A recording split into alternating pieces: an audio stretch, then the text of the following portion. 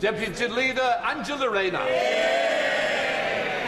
Thank you, Mr Speaker. And can I also share with the Deputy Prime Minister his deepest condolences and his personal experience as we mourn the loss of Dame Deborah James, who fearlessly campaigned to inspire so many, and I'm absolutely sure there's no doubt that she saved the lives of many more. And to the family of Zara Alina, who was tragically murdered this week on the streets of Ilford.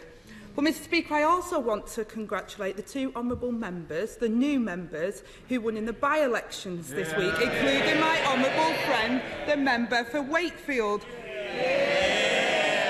Mr Speaker, this week the government lost 2 by-elections in one day, the first in 3 decades. It's no wonder that the Prime Minister has fled the country and left the honourable member to carry the can. The people of Wakefield and Tiverton held their own vote of no confidence. The Prime Minister isn't just losing the room, Mr Speaker, he's losing the country. But instead of showing some humility, he intends to limp on until the 2030s. So does he think the Cabinet will prop him up for this long? Deputy Prime Minister. I thank the Right Honourable Lady. I gently point out to her that we want this Prime Minister to go on a lot longer than she wants the leader of the Labour Party to go on.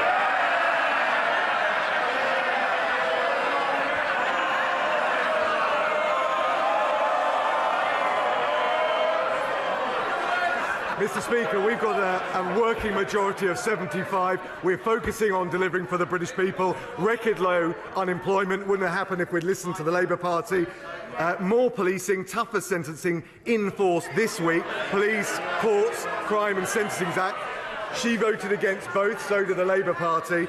And we'll protect the public from these damaging rail strikes when we've got the scene of Labour front benchers joining the picket lines. Here we go again, but the truth is, what I want for my honourable friend, the Leader of this opposition, is not to be the Leader of the opposition, but to be the Prime Minister of this country. And to be honest, Mr Speaker, it couldn't come quick enough. Britain can't stomach this Prime Minister for another 8 years. His own backbenchers can't stomach him for another 8 minutes. And if they continue to prop him up, Mr Speaker, I doubt the voters will stomach him for even 8 seconds in the ballot box. Now let's imagine, Mr Speaker, the Prime Minister is still clinging on into the 2030s.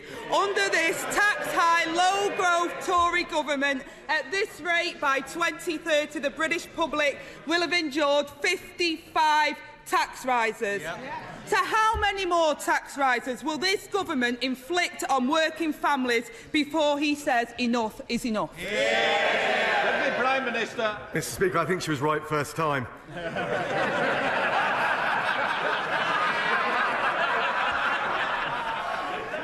Mr Speaker, I'll tell you what we're doing.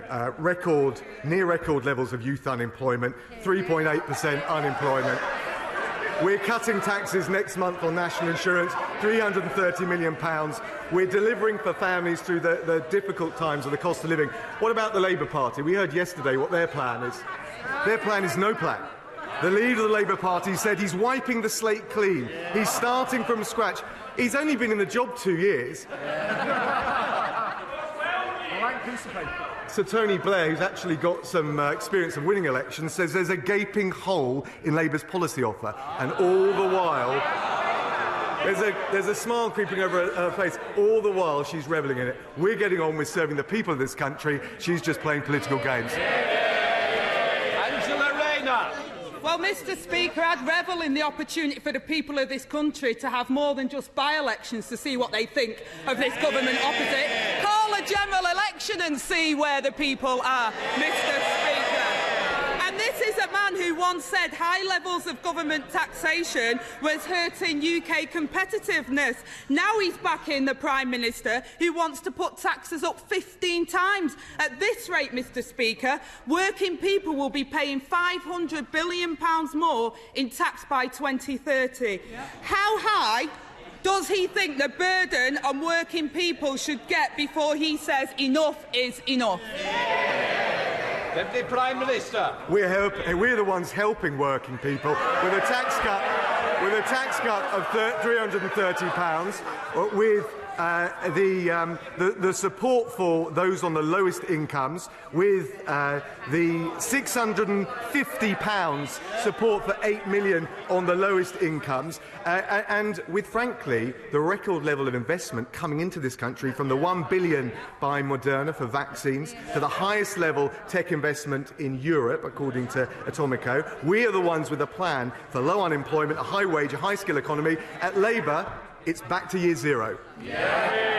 Angela Rayner. Mr Speaker, he tends to emphasise with those struggling with the Tory cost of living crisis, when it was he himself who once said that food bank users are not in poverty but simply have a cash flow problem. The honourable member doesn't. He spent over £1 million in 9 months on private jets. It shows how out of touch this government is, Mr Speaker. But at this rate, by 2030, 1 million more people will be using food banks.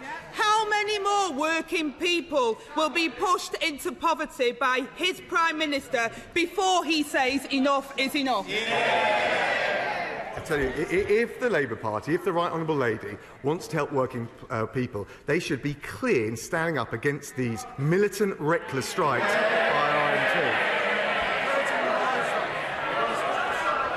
RMT. The Right Honourable Lady has flip-flopped. The Right Honourable Lady has flip-flopped all over the place when it came to these strikes. First she said they were lose-lose, then she tweeted workers were left with no choice. When she was asked by the BBC, straight question, she's normally a straight-shooting politician, do you like the RMT? She said, I'm going to have to go now, I've got a train to catch.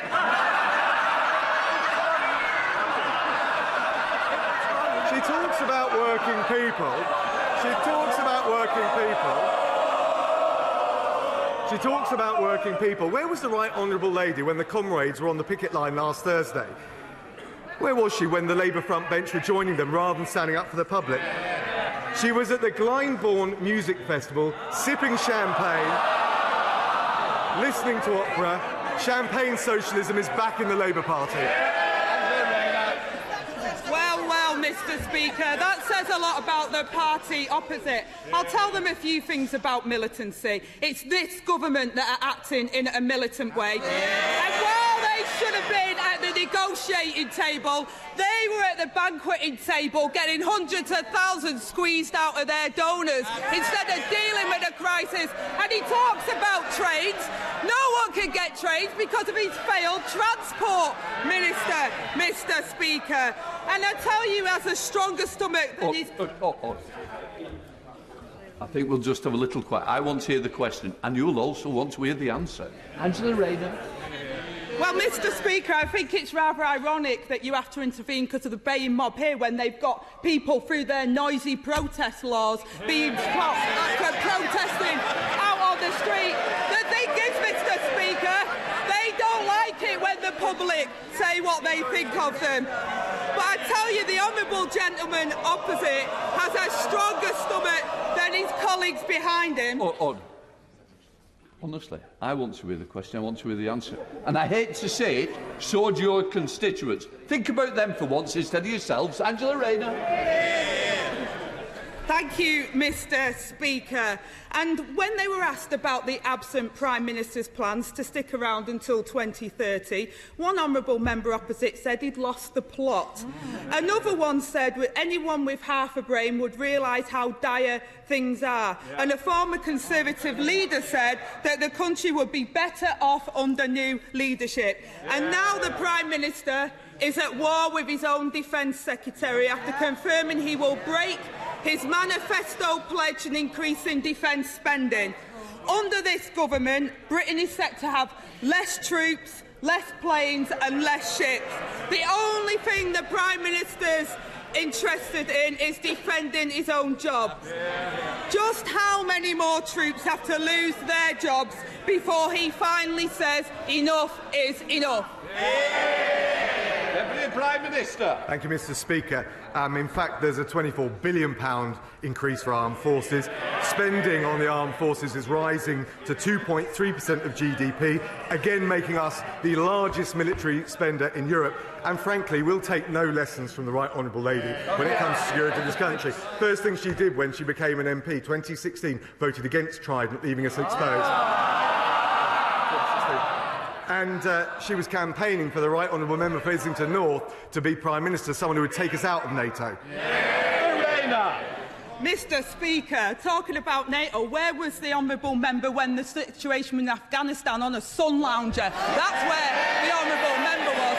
I take no lectures from the Honourable Member when it comes to doing your job. The Prime Minister said he felt no shame over the by-election defeats. He said his government have been quite exceptional. Well, I agree that they've been exceptional, all right. An exceptional record on stagnant wages, rising poverty and broken promises. And the Prime Minister wants to drag this out until 2030. And how much more can he stomach before he finds the guts, Mr. Speaker? How many more tax rises? How many more families drove into poverty? And how many manifesto pledges broken? I hope for the sake of the British public, Mr. Speaker, that we never find out. And when will the Deputy Prime Minister finally grow a backbone and tell the Prime Minister the game is up?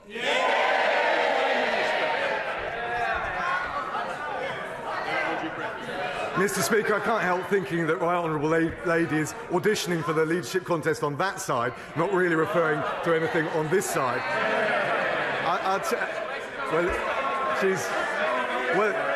She's got the support of the Honourable Member.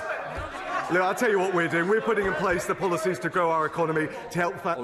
Mr Murray, we've had a good questions already for Scotland. It's not continued. It's not your debate. Come on. Mr. Speaker, he was just announcing his support for the Right Honourable Lady in the forthcoming... We're putting in place the economic plan to help people with the cost of living. The Labour leader is getting ready for year zero. We're the ones supporting Ukraine with sanctions on Russia, with military support. The Honourable Lady voted to abolish Trident. We're the ones making the streets safer, more police and tougher sentencing under the Police Crime Sentencing Act in force this week. She voted against both. They got no plan. They're not fit to govern, Mr. Speaker.